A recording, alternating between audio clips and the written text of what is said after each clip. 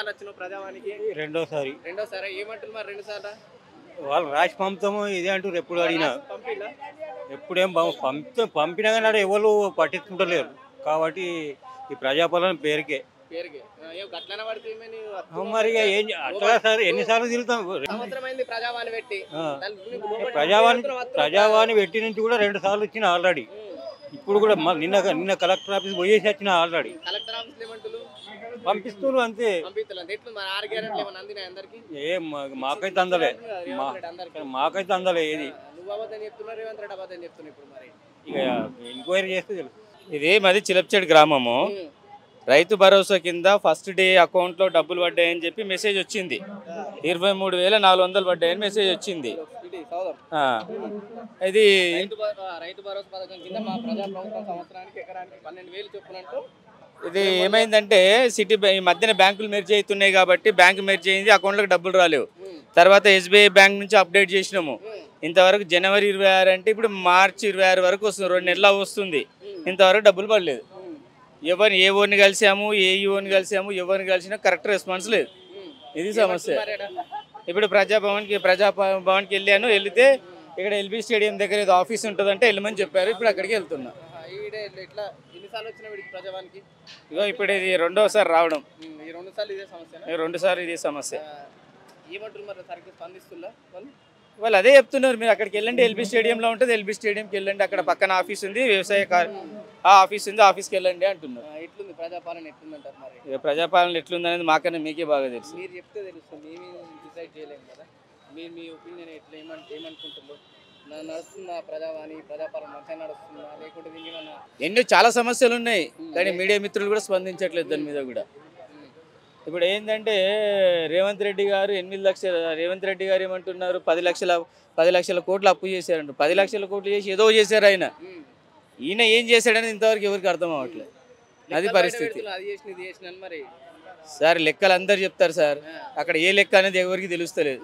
ఒక ఊళ్ళల్లో పోయి చూడండి, అసలు పరిస్థితి తెలుస్తుంది మీకు. వచ్చి 20 సార్లు అయింది. చెప్పుకుంటామో మరి ఇచ్చుకుంటామో ట్రై చేయి, మేము ప్రయత్నం చేస్తామో అని అంటున్నారు.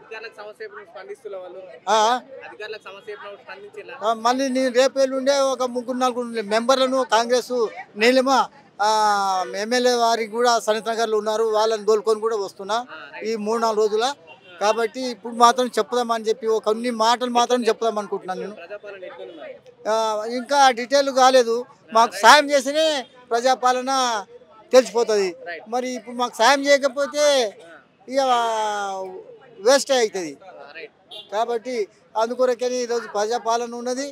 ఆయన ఊర్లోనే చదివిన కోడంగల్లోనే, ఆయన మనిషినే. నేను 97లో HSC చదివినాను. తొకాపురం గ్రామం, భువనగిరి మండలం, యాదాద్రి భువనగిరి జిల్లా. నా సమస్య ఏంటంటే గ్రామ పంచాయతీ సెక్రటరీ ఆయన కాంట్రాక్టర్కు లాలుచిపడి నా సొంతం భూమిలోకి వేసి మోరేసాడు, డ్రైనేజ్ వేసాడు. నేను కడీలు ఇడీలు అన్నీ ఎరగొట్టి వేసేస్తే నాది కొద్దిగా పర్మిషన్ తీసుకోవాలంటే నువ్వు ఓడవరా, నేను తీసేసుకుంటాను సెక్రటరీ. నేను కలెక్టర్ కంప్లైంట్ ఇస్తా అంటే కలెక్టర్కి నువ్వు కంప్లైంట్ ఇస్తావా అని ఇంకో బాయ్ కాడ ఏం చేసాడు, శ్మశాన వాటిక గేట్ వేసేసాడు. శ్మశాన వాటిక రోడ్డుకు అవతల 12 ఎకరాల భూములలా ఎకరం భూమి గవర్నమెంట్ ఇచ్చింది. అక్కడ దహన వాటిక కట్టి ఈడ నా బాయి ఈడ ప్రజావానికి 4 సార్లు వచ్చింది. కలెక్టర్ దగ్గర పోతే MRO దగ్గర పోతే ఆ డిప్ట చూస్తాం 4 ఏళ్ళ నుంచి బాయి తవ్వ లేకుండా మొత్తం బంద్ చేసాడు, దారి మొత్తం బంద్ చేసాడు. ఈయన దగ్గర పోయి సెక్రటరీ దగ్గర మీద ఎంపీఓకి ఇచ్చిన, మేడం ఈయన ఇట్లా చేస్తుండే, సరే నేను చూస్తాను. ఆమె మీదకి వచ్చి DP సమస్యలు చెప్పుకుంటున్నాం. ప్రజావాణి 4 సార్లు వచ్చినట్టు వీడికైతే మీ జిల్లా కుమ్మంటులు ప్రజావాణి నడుస్తున్నాడా? ప్రజాపాలన ఇస్తుందంటావు మరి ప్రజావాణి? ఏం అంతే వస్తున్నా పోతున్నా 4 సార్లు అంతే. సమస్య పరిష్కారం ఏం లేదు. ఆడ కలెక్టర్ దగ్గర కలెక్టర్, RDO దగ్గర RDO, MRO దగ్గర MRO చూస్తా అంతే. ఇక 4 ఏళ్ళ నుంచి నా పొలంతోనే పని చేసాడు. 4 ఏళ్ళ నుంచి నేను ఇక పంట పండించుకుంటాను. ఇప్పుడు వేరే ఆయన వచ్చి ఆయన సెక్రటరీ ఏంటంటే నేను డెప్యూటేషన్ మీద ఉన్నా, నేను వేరే ఉన్నా, నేను నాకు తెలియదు అంటాను. నాకు తెలియదు ఎవరు పట్టించుకుంటారు. ఇక నేను దీని మీద మళ్ళీ పొంగులేటి శ్రీనివాస్ సార్ దగ్గరికి పోయినా, సార్ ఆయన ఏమంటాడు అంటే ఆయన ఏం చేసిండు హనుమంతు సార్ మంచి కలెక్టరే ఆయన దగ్గర పోయి నువ్వు ఇది చేయి అన్నాడు. సరే అని ఆ సార్ దగ్గర పోతే ఆయన ఏం చేసిండు ఆర్డీఓకి రాశాడు. ఆర్డీఓ 2 సార్లు పోయినా 2 సార్లు పోయి ఏమైంది సార్ అంటే ఇగో మదన్మోహన్ నువ్వు రాకు నేను నీ ఇష్యూ బాయ్ కాడికి వస్తాను. 10 సార్లు పోయినా 10 సార్లు వస్తానని రాలేదు. మళ్ళీ మొన్న ఏం కలెక్టర్ దగ్గర పోయినా మరి ఇక్కడ నుంచి మీరు జిల్లా కేంద్రాలకు పంపిస్తారు అడుగున్న అధికారులు స్పందిస్తలేరని మరి ప్రజావాణి ఇక్కడ ఇనెట్టలేదు నువ్వు ఆడికే పోవా మీరు ఏ సమస్యతో వచ్చిన నాయకులు అధికారులు అందరూ ఏమింటలేరు ఎవరు ఇంటలేరు నువ్వు ఆడికే పోవా ఆడిక ఇంకోటి నీకు రిప్లై వచ్చింది అంటే రిప్లై ఎంఆర్ఓ అయ్యాడు ఆర్డీఓ అయ్యాడు ఎవరు. నేను మొన్నటిదాకా ఎమ్మెల్సీ ఎలక్షన్ ఉన్నాయని హనుమంతరావు సార్ పట్టించుకోలేదు. హనుమంతరావు సార్ ఎమ్మెల్యే ఎలక్షన్ అయినాక మళ్ళీ పోతే మొన్న కలెక్టర్కు ఇది ఉన్నదని మళ్ళీ రాలేదు. మళ్ళీ మొన్న పోతే ఏమంటాడంటే మదన్మోహన్ చూద్దాం అంటే 4 ఏళ్ళ నుంచి చూద్దాం 4 ఏళ్ళ నుంచి చూద్దాం అది ఉంటే ఇది అంత ఉండదు. నాకేం లేదు నా బాయ్కి తవ్వాయి. ఇంకోటి నేను తీయాలి. ఇంకోటి నా పొలం ఎకరం పొలం లెక్కేసి ₹1 కోటి పెట్టి నేను కొన్నా నా భూమి లెక్క సొంతంగా నేను వేసేస్తా. నాకు కాంట్రాక్టర్ ఏంటంటే నాకు పైసలు వస్తాయి నీ భూమి లెక్క చేస్తే నాకు పైసలు వస్తాయి.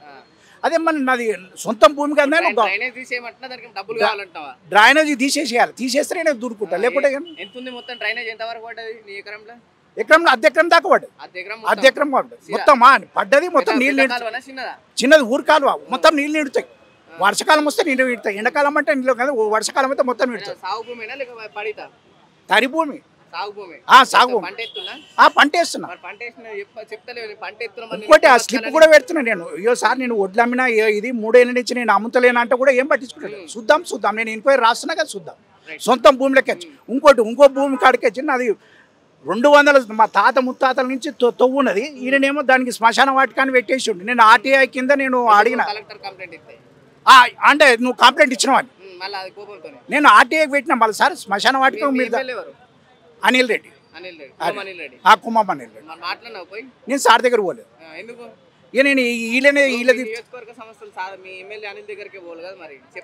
నేను సార్ దగ్గర పోలేదు. నేను వీళ్ళ దగ్గర కలెక్టర్ దగ్గరికి ఇట్లా పోతున్నా.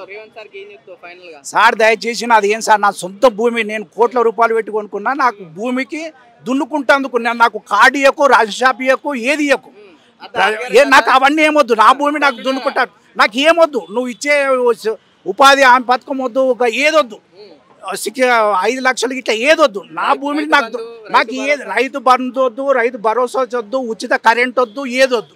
దయచేసి చట్టం ప్రకారంగా నా హక్కులు ఏడున్నదో నా సొంత భూమి దున్నుకుంటేందుకు నాకు పర్మిషన్ ఇచ్చేసి నాకు తీసేసి. ఇంకోటి ఏంటంటే ఇంకో బాయికి పోకుండా మొత్తము ఏది శ్మశాన వాటిక గేట్ పెట్టేసి దయచేసి గేట్ పెట్టి తీపిచ్చేయండి. ఇంకోటి మీరు ఎంక్వైరీ చేయండి.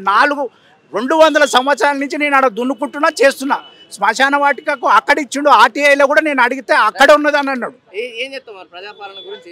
దయచేసి మీరు సార్ మీరు దీని మీద దృష్టి పెట్టండి సార్. దృష్టి పెట్టి ఇవి జరుగుతున్నాయా జరుగుతలేవా అని చూడండి సార్.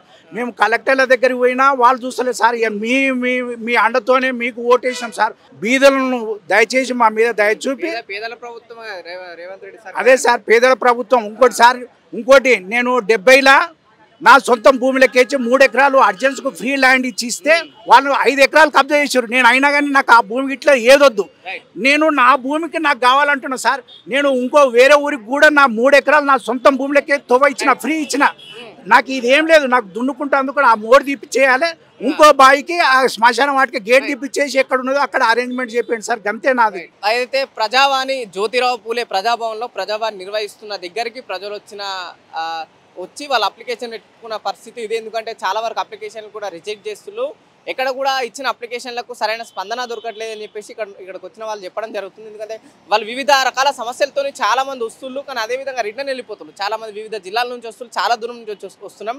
ఇక్కడ సరైన సమాధానం కావచ్చు సరైన సమస్యకు పరిష్కారం దొరకట్లేదని చెప్పేసి ఇక్కడికి వచ్చిన ప్రజలు ఆవేదన వ్యక్తం చేస్తున్నారు. ఎందుకు ప్రజాభవన్లో అధికారులు పూర్తి స్థాయిలో పట్టించుకోవట్లేదని చెప్పేసి ఇక్కడ ఉన్న ప్రజలు కూడా వాళ్ళని క్వశ్చన్ చేయడం జరుగుతుంది. చాలా వరకు పోలీస్ బందోబస్తు ఉంది. ఎందుకంటే ఎక్కడ ఏమైనా అవాంఛనీయ ఘటనలు జరిగితే వాళ్ళని అడ్డుకోనికి కూడా అడ్డుకోనికి పోలీస్ బందోబస్తు కూడా ఎక్కువ శాతం ఉంది. కానీ ప్రజలకు వాళ్ళు ఏదైతే చెప్పుకున్న సమస్యలు పూర్తిగా తీరట్లేదు. మండల ఆఫీస్కి వెళ్ళమంటే అక్కడ కూడా తీరట్లేదు అని చెప్పేసి ఇక్కడికి వచ్చిన వాళ్ళు చెప్పడం జరుగుతుంది. కెమెరామెన్ శివతో పవన్, మిర్రర్ టీవీ, హైదరాబాద్.